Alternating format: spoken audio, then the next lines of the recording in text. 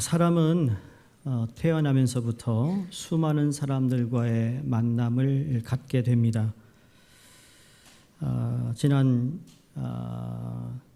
7월 저희가 대면 예배 및 온라인 예배를 시작한 지 이제 거의 1년이 되었습니다. 그래서 온라인 예배를 잠시 저희가 중단하고 그래서 우리 수고하신 우리 미디어 팀들이 좀 쉼을 얻기를 원하는 마음도 있고요. 또 이제는 백신을 맞았기 때문에 가능하면 다시 대면 예배를 드릴 수 있는 그러한 말씀들을 이미 드렸어요.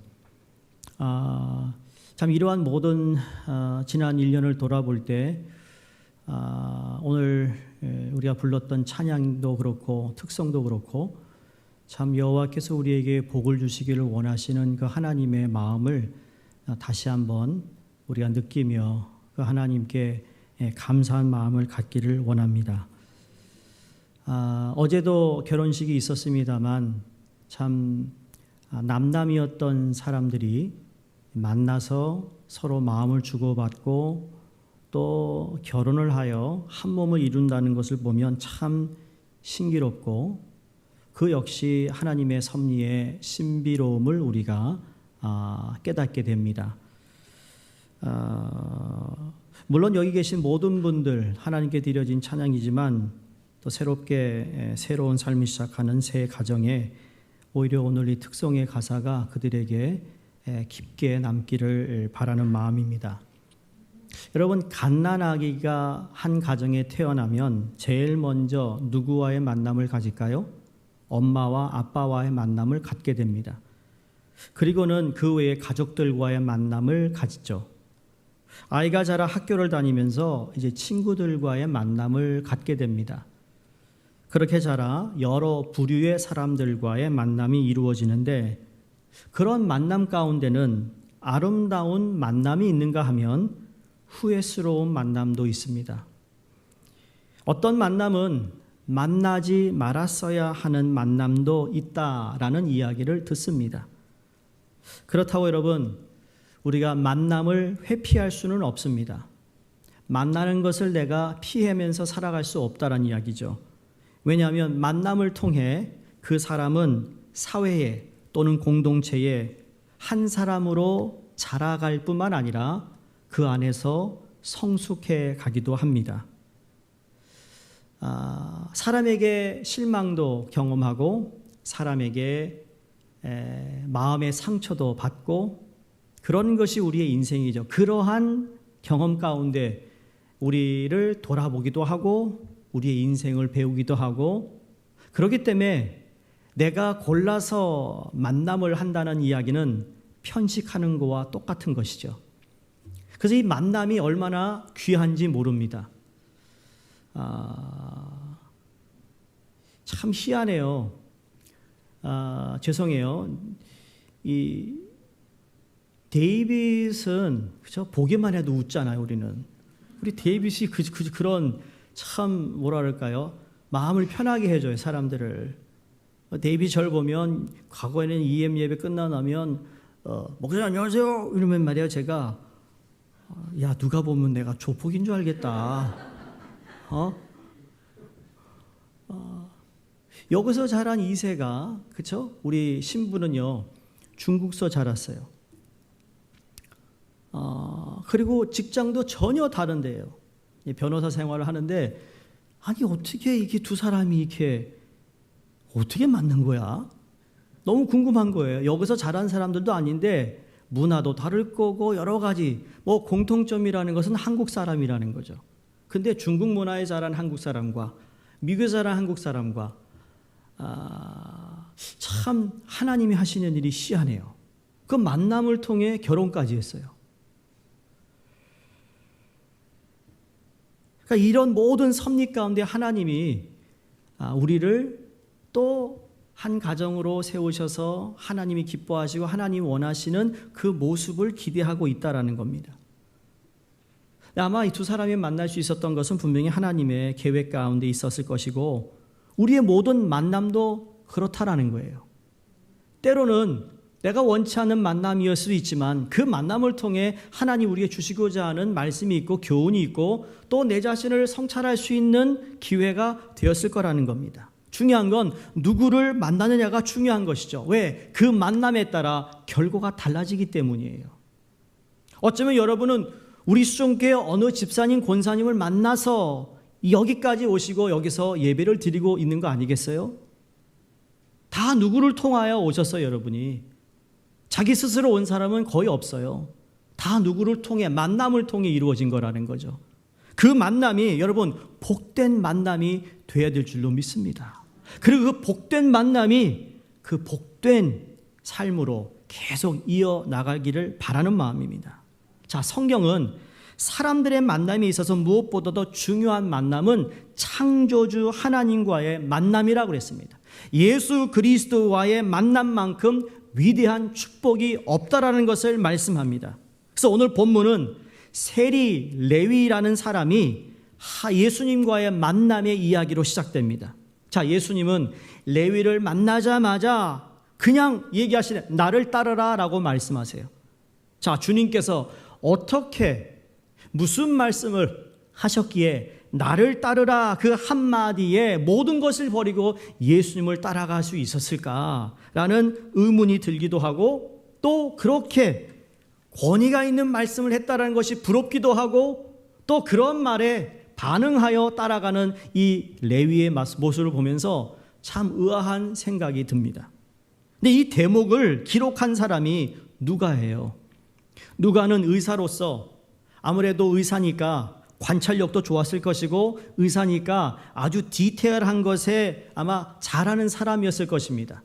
근데 누가가 특별히 마태와 예수님과의 만남, 이 레위의 만남을 통하여서 정말 하나님께서 계획하신 일이 무엇인지를 우리에게 알려주고 싶은 마음이 너무너무 강해가지고 이것을 기록했다고 봅니다. 레위라는 이 사람은 저희가 잘 알고 있는 나중에 예수님의 제자가 된 마태입니다. 마태. 자, 이 마태의 원래 직업이 세리였어요. 그러니까 세리는 공무원이었습니다. 특히 공금을 취급하는 공무원입니다. 자, 유대 나라뿐만 아니라 동서고금을 막론하고 세리는 웬만한 사람들로부터 따돌림을 당했습니다. 미움을 당했습니다. 나쁜 짓을 한 것은 아닌데 세리라는 그 이야기만 들으면 사람들이 그냥 닭살에 오를 정도로 별로 만나고 싶지 않는 부류의 사람이었습니다. 그 당시엔 두 종류의 세리가 있었는데 정기적인 세금을 거두는 사람이 있었습니다. 그러니까 마태는 뭐예요? 세관에 앉아 있었다. 정기적으로 들어오는 세금을 받고 적고 그렇게 했던 것이죠. 어떤 면에서는 마태가 그래도 세리지만 받아야 할 세금만 받지 않았을까라는 생각도 하는데 그런데 다른 부류의 세리가 또 있습니다. 이 사람들은 이득세를 받아내는 사람이에요. 내가 얼마를 벌었으면 얼마만 내면 되는 거예요. 근데 이득세는 자기가 거기다 더 붙이면 더 부풀릴 수 있는 세금을 더 많이 착취할 수 있는 요소가 많은 세리입니다. 참, 우리 뉴욕에 사는 우리 뉴요커들은 뉴저지 가는 걸 별로 안 좋아해요. 왜 그렇죠? 아니, 시간도 많이 걸리지만 내야 할 톨비가 너무 비싸요. 뉴저지가 바로 트래픽만 없으면 여기서 뉴저지 15분이면 갑니다. 그렇죠? 그런데 1시간 반이 걸리니 근데 우리 뉴욕에 사는 사람만 이렇게 우리 톨비를 많이 내는데 이득세를 걷는 세리들이 어디서 세금을 얻는가 봤더니 들어보세요. 강이나 다리 세금을 징수하고 그렇죠? 건너면서 도강세가 있고 길을 건너는데 통행세가 있고 항구에 들어가도 세금을 내고 시장과 도시에 들어가도 세금을 내고 수레를 끄는 동물세가 있고 배를 타면 승선세가 있고 부두를 사용해도 세금이 있고 이런저런 명목으로 세금을 그냥 거둬들입니다. 그러니 막대한 부를 거둬들일 수 있는 사람이 세리인 거예요. 그러니 이들의 횡포와 부정은 이루 말할 수가 없는 것이죠. 그러므로 이런 세리와의 만남을 사람들이 좋아하지 않았습니다. 자, 그뿐만이 아닙니다. 그건 그냥 보통적인 세리인데 특히 유대라는 곳에 로마의 식민지로 지내고 있었던 세금을 거두는 로마 정부에다가 이스라엘 백성들의 세금을 거두어다가 가져다 주는 이 일은 더더욱 좋게 보일 리가 없었습니다. 그래서 신실한 유대인들의 입장에서는 세리가 마치 도적대와 강도처럼 인식이 되었던 것입니다. 그러므로 세리들의 삶이라는 것은 여러분 유대인들 사이에서 아주 제한적인 삶을 살았습니다. 제한적인 삶이라는 건 자기네들이 좋은 집을 가지고 살고 있고 좋은 음식을 먹을 수 있지만 그러나 사람들과 대화를 나누며 어떤 소속이 되어서 생활할 수 있는 것이 제한되었다라는 거예요. 재판관이나 아니면 재판 가서 증인으로 설 수 없는, 하나님께 예배드리는데 예배에 참석도 할 수 없는 그러한 죄인 취급을 받았다는 이야기예요. 그러니 얼마나 외로웠을까? 소외감을 느꼈을까? 신을 만나고 싶어도 그 자리로 나갈 수 없었다라는 겁니다. 요단강에서 세례를 베풀었던 세례 요한이 그 세리들을 향한 이런 말을 했습니다. 너희들은 정한 세 외에는 더 받아들이지 말아라. 기억하시죠? 예수님이 성전에 들어와서 기도하는 바리새인의 기도와 그 다음에 세리의 기도를 통하여서 그 세리가 정말 멀리 서서, 그렇죠? 감히 눈을 들어 하늘을 우러러보지 못하는 가운데 가슴을 치며 기도했다라고 기록되어 있습니다. 그만큼 세리가 소외된 사람이에요. 스스로 참 행복보다는 불행이 더 많았던 사람이죠. 이러한 세리를 예수님이 보고 그를 만나신 겁니다. 세리면 여러분 나름대로 돈도 모았을 것이고 나름대로 대부분의 사람들보다 좋은 집에서 살았을 것이고 자기를 좋아하지 않는 사람들이 대부분이라 할지라도 그래도 피해 다니면서 나름대로 삶을 사는데 큰 지장이 없었을 텐데 왜 주님의 부르심에 민감하게 그리고 즉각 반응하며 나갈 수 있었을까? 여러분 그 속사정은 잘 알 수 없습니다만 기억하시죠? 복음서에 세리의 이야기가 여러 군데 나오는데 대표적인 세리가 누구예요? 삭개오입니다. 삭개오는 예수님이 그 동네 들어오신다고 그랬을 때 어떡합니까? 뽕나무 위에 올라가서 예수님을 보려고 올라갔습니다. 그게 뭐예요? 간절함이 삭개오에게 있었다라는 겁니다. 내가 지금 돈도 많고 좋은 집에 살고 그리고 좋은 음식을 먹어도 그것이 나를 만족시키지 못하더라. 그것이 내게 참된 행복을 주지 못하더라. 그러니까 예수님이 온다는 소식에 예수님을 만나보려고 올라갔던 그 삭개오. 결국 예수님이 만나 주시잖아요. 자기 것을 나눠주잖아요. 여러분 그게 복된 만남이라는 거예요. 우리도 그 만남이 한 번에 끝나는 것이 아니라 지속적으로 그 예수님과의 만남이 이루어져야 된다는 사실을 믿으셔야 됩니다. 그래야 내가 하나님 앞에서 살아가고 있는 내 모습이 주님이 기뻐하시는 모습인지 아닌지를 알 수 있다라는 거죠. 더군다나 삶의 의미를 잃어버렸을 때 여러분 돈이 중요하지 않습니다. 권력이 중요하지 않습니다. 왜 이렇게 세상에 돈이 많은 사람들이 왜 마약을 하며 왜 무슨 중독이 되고 그리고 왜 자기 목숨을 스스로 끊으려 할까요? 그게 바로 삶의 의미와 목적과 가치를 모를 때 그런 허무함이 허탈함이 온다는 거죠. 마태도 마찬가지였다라는 겁니다. 먹고 사는데 지장이 없습니다. 여러분 근데 먹고 사는 게 우리 인간의 전부가 아닙니다. 왜? 우리에게는 영혼이 있기 때문에 하나님의 형상대로 지음받은 것이 있기 때문에 먹고 사는 것만 여러분 해결된다고 진정한 행복을 누리는 것이 아니라고요. 행복은 잠깐입니다. 잠깐.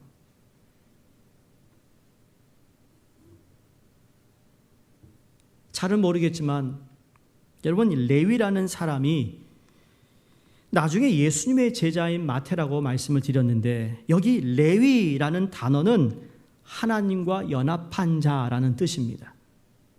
이 마태는 하나님과 연합한 삶을 그런데 살지 못했습니다. 그거에 대한 부담감이 컸다라는 거죠. 오히려 로마와 연합을 하여 살아가고 있던 그때 주님이 그를 부르셨다라는 거예요. 여러분 그게 타임입니다. 타이밍. 모든 것에는 때가 있습니다. 제가 볼 때는 지금 우리 교회뿐만 아니라 모든 기독교인들이 그 어느 때보다도 주님을 찾아야 할 때라고 전 믿습니다. 다시 주님의 은혜를 회복해야 될 때라는 겁니다. 지금 지나가는 시간을 그대로 흘러버려서는 안 된다는 겁니다. 왜? 전환점이 우리에게 필요한데 주님께서 하나님이 우리의 전환점, 터닝 포인트를 계속 우리에게 사인을 보내고 있다는 것을 우리는 인식해야 됩니다. 깨어 있어야 합니다. 알아야 합니다. 우리 주님이 부르시고 여러분 만났던 사람들을 한번 생각해 보세요. 성경도 그렇고 내 인생에도 내 지인, 내가 아는 성도들의 삶을 한번 들여다보시기 바랍니다. 사실 저와 여러분이 이곳에 오기까지, 이 자리에 오기까지 여러분이 어떤 좋은 직장이 있어서 정말 어떤 선행을 잘해서 하나님이 우리를 부르신 것이 아니지 않습니까? 오직 그분의 자비하심과 저희를 구원하여 주신 은혜로 이 자리에 있음을 우리는 믿습니다. 그래서 우리는 감사해야 됩니다. 이 자리에 나올 수 있음을 감사하셔야 된다고요. 주님의 놀라운 부름을 받은 레위의 삶에, 그래서 만나주신 레위의 삶의 변화가 있는데 그 변화를 오늘 28장에서 세 단어의 동사로 설명하고 있습니다. 첫 번째, 버리고입니다. 버렸다라는 거예요. 주님을 따라가기 위해서 버렸어요. 그럼 무엇을 버렸을까? 여러분 분명히 옛것을 버렸을 것입니다. 옛것을. 주님을 따를 때 여러분 버릴 것이 있어요. 취미의 대상으로 여기는 사람은 자기의 이제까지의 생활에다가 신앙이라는 것을 하나 덧붙입니다. 여러분 그건 버린 게 아닙니다. 내가 지금까지 살아왔는데 주님을 만났다면 만나는 순간 나는 이제 버리고 주를 따라가야 되는데 버리진 않고 그냥 주님을 하나 더해가지고 살아간다는 거, 이건 신앙인의 모습이 아니라는 거예요. 그렇게 해서는 따라갈 수가 없어요. 버림 없이는 못 가요. 사도 바울이 내가 지금까지 내가 알고 내가 경험하고 내가 하는 모든 것을 무엇으로 여긴다고 그랬습니까? 배설물로 여긴다. 배설물로 여김은 내가 주님을 더 알기 위함이다라고 고백하지 않았습니까? 예수님이 제자 어부들을 부를 때도 내가 너희를 사람 낚는 어부로 너를 부른다 했을 때 그들이 생명과도 같았던 모든 그물을 던져버리고 주님을 따라갔어요. 여러분 버리실 거 있습니다. 자꾸 그것 때문에 주님을 따라가는데 멈추고 가다가 자꾸 걸리고 아직 버릴 걸 버리지 못해서라는 거예요. 진정으로 옛것을 버려야 합니다. 자, 여기 레위 세리는 여러분 버렸다라는 것은 잃었다는 뜻도 되는데 크게 세 가지를 잃었어요. 주님을 만난 후에 세 가지를 잃었다니까요. 첫 번째, 풍성한 수입을 잃었습니다. 풍성한 수입. 세리로서 걷어들였던 물질을 한번 생각해 보시기 바랍니다. 지금까지 벌어온 액수를 수입으로 잡는 것에서 그친 것이 아니라 아예 수입을 잃어버렸다니까요.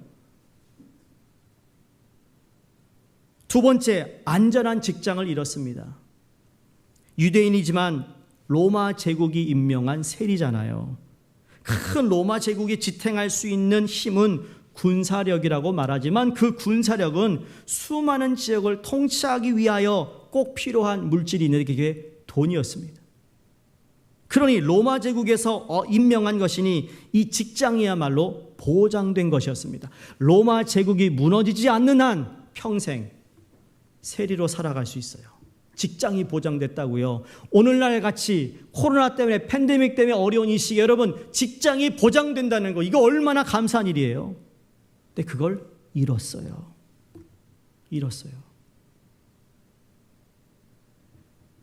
세 번째 무엇을 잃었을까요? 보호를 잃었습니다. 보호. 자, 로마 제국에 임명된 공무원이니까 그에게 항상 무엇이 많았을까요? 세리니까. 이쪽 주머니에도 돈, 저쪽 주머니에도 돈, 이 가방에도 돈, 저 가방에도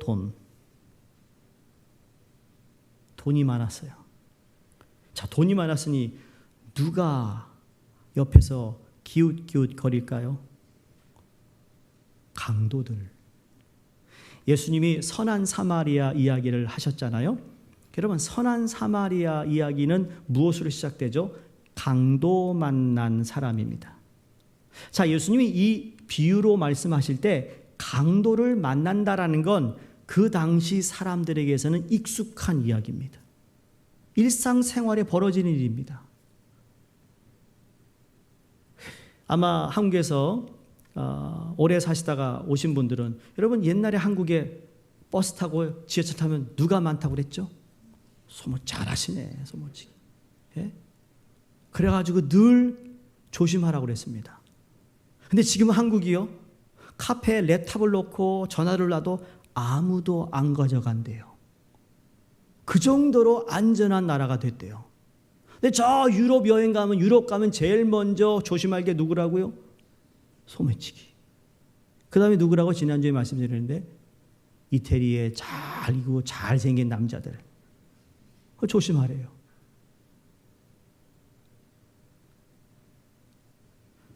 돈이 많으니 강도를 만날 기회가 더 많겠죠. 근데 그 보호를 잃어버렸어요.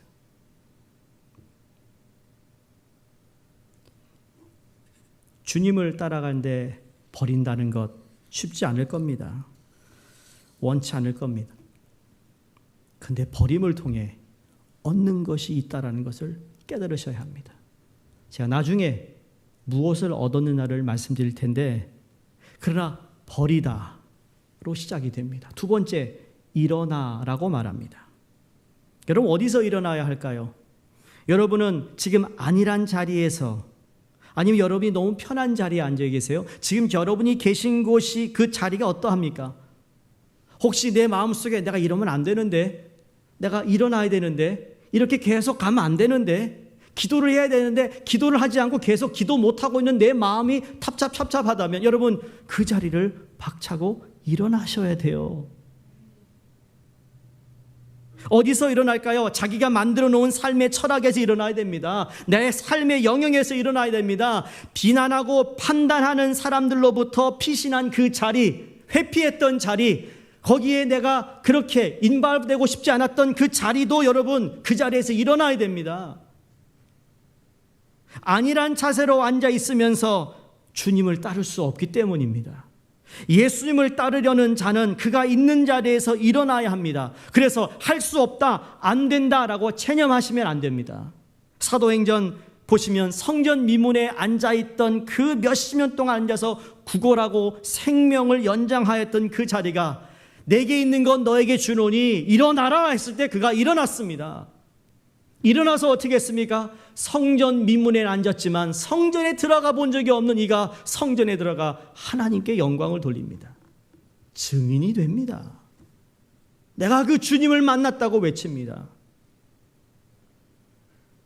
모든 여인들이 물길로 나올 때는 나오지 못하고 가장 해가 강할 때 우물에 와서 물을 길렀던 그 사마리아 여인, 주님을 만나자마자 자기가 지금까지 살았던 남자들과의 삶 다 청산하고 마을로 들어가 내가 주님을 만났다라고 증인으로 고백합니다. 그게 일어났기 때문입니다. 다윗의 자손 예수여 나를 불쌍히 여기소서라고 외치며 주님께 달려 나왔던 사람, 여러분 그 사람은 어떤 사람인 줄 아세요? 자기가 지금 거기 앉아서 구걸을 하고 있는데 다윗의 자손 예수여 불쌍히 여기서 소리치며 주님 앞에 나가는 순간 자기가 지금까지 앉아서 구걸하던 그 자리를 빼앗길 수 있는 찬스예요. 잃어버릴 수 있는 찬스라고요. 근데 일어났어요.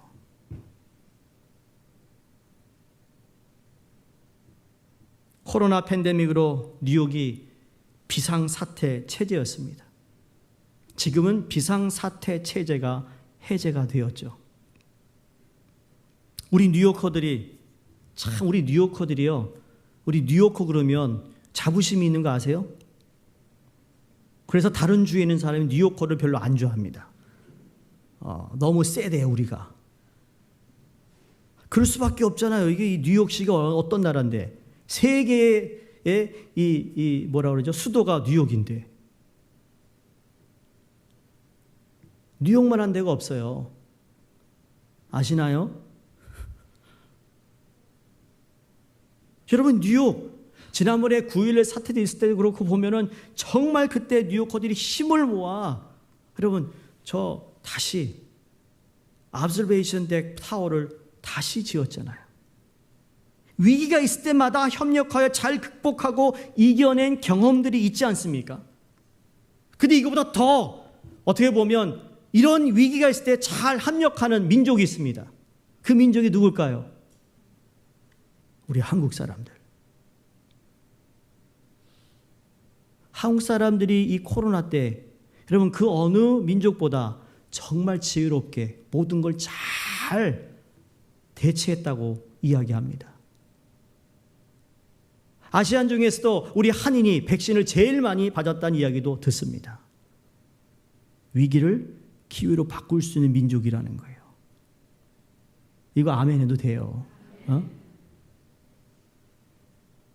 나는 우리 하나님이 한국 사람 사랑한다고 생각해요.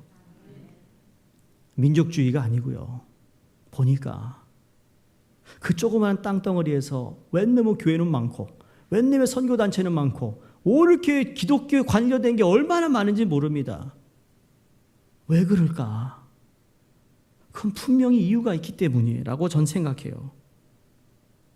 우리가 이런 코로나 가운데서도 마스크를 쓰고 거리 유지를 해서 이제 백신 접종하신 분들이 많아져서 이제 비상 상태가 해제되었으니 얼마나 다행인지 모릅니다. 9월 달에 공립학교가 다시 대면 수업을 한다고 해서 지금은 12살까지 백신을 맞지만 5살에서 12살까지 백신을 맞을 수 있도록 지금 준비 작업에 들어가지 않았습니까?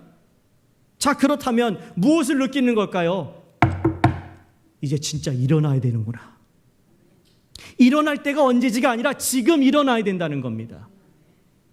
여러분, 이제는 일어나야 됩니다. 예수를 위해 일어나야 됩니다. 코로나로 지친 내 몸, 내 정신, 내 영혼이 예수 그리스도 이름으로 다시 일어나시기를 주의 이름으로 축원합니다. 그동안 나도 모르게 코로나라는 핑계 때문에 안주했다면 이제 그 자리를 떨치고 일어나 하나님이 계획하시고 하나님이 역사하시는 그 자리로 나가야 할 때라는 겁니다. 다시 한번 주님의 이름으로 여러분 일어나시기를 주의 이름으로 축원합니다. 마지막 세 번째 동사는 따르리니입니다. 마태는 지금까지 로마 정부의 지시를 따라왔습니다. 로마 정부가 하라는 대로 살아왔습니다. 세상이 하라는 대로 살았다는 이야기예요. 너 이렇게 하면 출세해. 너 이렇게 하면 인맥이 좋아서 잘 될 거야. 너 이렇게 하면 장사가 잘 돼. 너 누구한테 굽신굽신거려. 주위 사람들이 뭐라 해도 자신감을 가지고 그냥 자기 소견대로 쫓아 살았습니다. 여러분 사사기 때 아시죠? 하나님을 잊어버렸던 그 민족들에게 성경에서 자주 하셨던 말씀이 있습니다. 자기 소견대로 살았어요. 자기 생각대로 살았다는 것을 성경은 지적합니다. 내가 아무리 옳은 판단을 하고 있어도 하나님이 기뻐하시는 이 아이라면 절대로 그건 하나님의 뜻이 아니고 그건 그 사람의 소견대로 살았어요. 오늘 여러분 소견대로 사셨습니까? 이제 거기에서 벗어나셔야 합니다.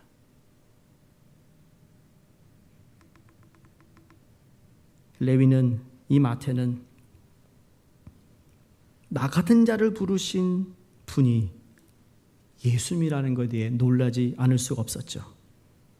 그런데 예수님의 그 말씀에 그의 마음이 바뀌고 전환되어 주님을 따랐던 것은 이미 그를 사랑하신 하나님의 섭리 가운데 원래 하나님과 연합하는 삶을 살아야 된다는 그 이름을 지어준 그 이름을 등한시하고 로마와 연합하여 살고 있었던 그의 삶을 언젠가는 내가 이렇게 살면 안 되는데 라는 생각을 가지고 있었는데 이렇게 무의미하게 살면 안 되는 것을 알고 있었는데 이제 하나님과 연합하는 삶에 걸맞는 삶을 살아야겠다라는 깨달음이 그에게 있었던 것 같아요. 여러분, 그래서 그 깨달음을 통하여 그가 결단합니다. 결단하여 그 결단하는 순간 얼마나 감사한지, 얼마나 기쁜지, 얼마나 평강이 있는지, 얼마나 감격스러운지 오늘 본문을 보니까 잔치를 베풀었다고 그랬습니다. 여러분, 주로 우리 잔치 그러면 내 잔치를 하면 자기의 위신을 자랑하고자 하는 잔치를 우리는 생각할 수밖에 없죠. 그래서 제가 옛날에 중국을 다닐 때 보면 중국에 좋지 않은 그런 거리고 그런 데도요, 야, 시커먼 외국차, 큰 차, 검은 차, 그게 막 몇 대가 막 줄지어 갑니다. 저거 뭐예요? 그랬더니 저 결혼식이 있대요. 결혼식이 왜 저 검은 차가 나타납니까? 저 차를 몇 대를 부르냐에 따라서 부가 있고 없고를 상징한대요. 그래서 한 번은 이 유럽차, 독일차, 비싼 차 5대가 쫙 가더라고요. 그래서 야, 저 사람은 정말 부자인가 보다. 그게 자기 잔치예요. 나의 위상을 높이려고 하는 거죠. 근데 오늘 이 잔치는 마태가 누구를 위한 잔치였어요? 예수님을 위한 잔치였어요. 내가 만난 예수님을 자랑하고자 하는 잔치를 벌였다는 이야기입니다. 정말 예수님을 초청하고 그 다음에 자기의 동료들, 친구들을 초청했다라는 이 잔치에 누가는 우리에게 주고자 하는 말씀이 있습니다. 메시지가 있습니다. 이건 예수님을 위한 잔치지만 또 하나의 상징적인 잔치가 바로 천국 잔치였습니다. 천국 잔치. 여러분, 천국 잔치는 주님이 항상 중심에 계십니다. 여러분이 이 천국의 잔치는 그냥 하늘나라만 가는 잔치가 아닙니다. 오늘 이 예배를 통하여서도 하나님께 천국의 잔치를 우리는 맛볼 수 있다고 믿어야 합니다. 왜? 이 예배를 통하여 누군가를 주님이 만나주시면 잔치가 벌어지는 거예요. 누군가가 자기의 자리에서 다시 떠나 주님을 향하여 걸어갈 때, 결단할 때 여러분 잔치가 벌어지는 거예요. 구원의 잔치가 벌어지는 거예요. 그러니 그 잔치가 그냥 우리 눈에 표면에 보이는 잔치도 있지만 더 중요한 잔치는 내가 주님을 만나 예배를 드리고 만남을 통하여 내게 허락하시는 평강과 기쁨을 주실 때 내 중심에 천국 잔치가 벌어지고 있다는 사실을 믿어야 됩니다. 그래서 예배드리고 나면 정말 기쁜 거예요. 감사한 거예요. 여러분, 목회자가 여러분이 예배드리는 그 모습, 예배드리는 이 자리에 나온 자체가 얼마나 기쁜지 모릅니다. 여러분 일주일 동안 어떤 삶을 살았는지는 알 수 없으나 그러나 예배 순간순간마다 하나님의 영이 여러분의 마음을, 여러분의 생각을 고쳐주시고 다시 주님께 돌아오며 다시 주님께 초점을 맞추어 저 문을 나가 세상에서 살고자 하는 그 결단을 하나님이 허락하실 것을 믿기에 기대를 하는 거예요. 이게 천국 잔치입니다.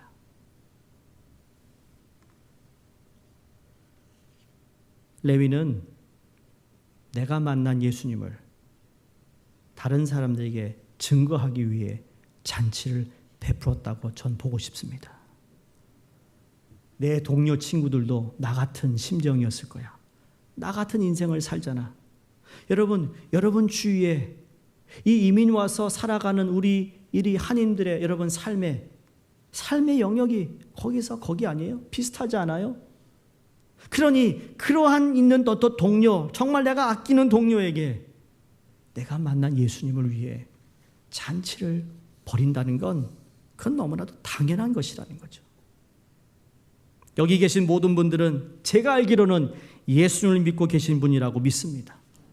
그래서 과거에 나도 마태처럼 버리고 일어서고 따랐다고 하실 분이 여기 많다고 생각합니다. 감사한 일이죠. 그런데 여러분 이 감사, 이 기쁨에서 멈추는 것이 아니라 우리가 할 수 있는 일은 잔치를 베풀고 사람들을 초대하고 그들에게 예수를 알리는 것임을 잊어서는 안 됩니다. 그래서 지금 이때는 그 어느 때보다 전도해야 할 때라고 믿습니다. 여러분이 할 수 있는 그 영역에서 예수님을 전할 수 있는 여러분이 되기를 주의 이름으로 축원합니다. 지금 메트로 에리아에 여러분 한인들 가운데 교회를 다니는 분이 제가 많이 잡아서 5만 명도 안 된다고 합니다. 5만 명도. 근데 여기 사는 한인들이 50만 명이라는데 30년 전에 20년 전에는 지나가다가 우리 누구 한국 사람 만나면 나 교회 다녀요 라는 얘기를 그냥 했습니다. 오늘은 거짓말하는 것 같아. 그렇죠? 교회 다니세요? 주면 예 다녀요. 과거에 다녔어요. 속으로는 안 다녀요. 우리 수성계 성도님들 다시 일어나 주님을 전할 수 있기를 주의 이름으로 부탁드립니다. 마지막으로 마태가 3가지를 잃었다고 했죠? 서론에. 근데 주님의 부르심에 응답하여 잔치를 베푸고 난 후에 마태의 인생을 보면 그는 3가지를 얻었어요. 그때는 잃은 것 같았죠. 내가 실패한 것 같았고 내가 미치는 것 같았는데 결국 주님을 위하여 버리고 일어나고 떠난 사람은 하나님께서 그대로 두지 않으세요. 무엇을 얻었는가? 첫 번째, 영원한 생명을 얻었어요. 어떤 인간이라도 이 2가지를 절대 해결하지 못하고 세상을 떠납니다. 누구든지. 그리고 이 2가지 때문에 항상 근심 걱정에 쌓여 살아갑니다. 하나는 죄고 2번째로는 죽음이에요. 근데 이 죄와 죽음의 해결을 마태가 경험합니다. 영생을 얻었어요. 2번째 마태가 얻은 것은 그전에는 세리로서 세금을 낸 그 사람들의 이름을 적고 세금 장부가 있지 않겠어요? 펜으로 세리로서의 장부를 기록하던 그가 마태 복음을 쓰는 사람으로 그의 삶이 변했고 영원한 하나님의 말씀을 기록함을 얻었어요. 여러분, 이러한 축복이 어디 있습니까? 여러분이 주님의 이름으로 하는 그 모든 헌신과 봉사는 그래서 하나님이 절대로 잊지 않으신다는 것을 믿는 겁니다. 마태는 그의 복음서에서 예수님의 교훈을 수없이 수록해 놓을 정도로 그래서 우리로 하여금 2000년이 지나서도 그 복음의 말씀을 통해 지금도 하나님을 믿게 하는 말씀을 기록했어요. 마지막으로 영원한 안전과 보호를 얻었습니다.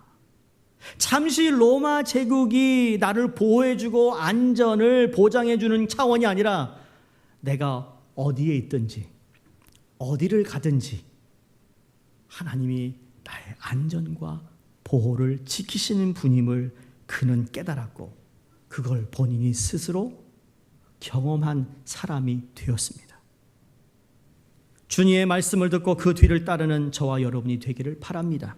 오늘 여러분이 예배를 마치고 나가는 저 예배당 문을 나설 때 여러분 혼자 가시지 마시고 주님을 앞세우시고 그분의 뒤를 따르시기를 바랍니다. 여러분의 일터에서나 가정에서나 길에서나 어디서나 주님께서 함께 계심을 믿으시고 그분과 함께 교제하며 기도하시기를 바랍니다. 그래서 주님의 의견을 들으시고 주님의 뜻을 따르시고 오늘 마태가 예수님을 만남이 되었을 때 레위는 하나님과 연합한 자였는데 그 이름이 마태로 변하면서 마태의 의미는 하나님의 선물이 되었습니다. 마태는 오늘 우리에게 하나님의 선물로 마태복음을 남겨주었죠. 그런 의미에서 우리 모두 여러분 이제는 일어나야 합니다. 이제는 버려야 합니다. 이제는 주를 따라가야 하는 때가 되었음을 다시 한번 여러분이 마음에 결단하시고 오늘 그 결단이 여러분의 삶 가운데 기쁨과 평강이 넘치시기를 주의 이름으로 축원드립니다. 기도하겠습니다.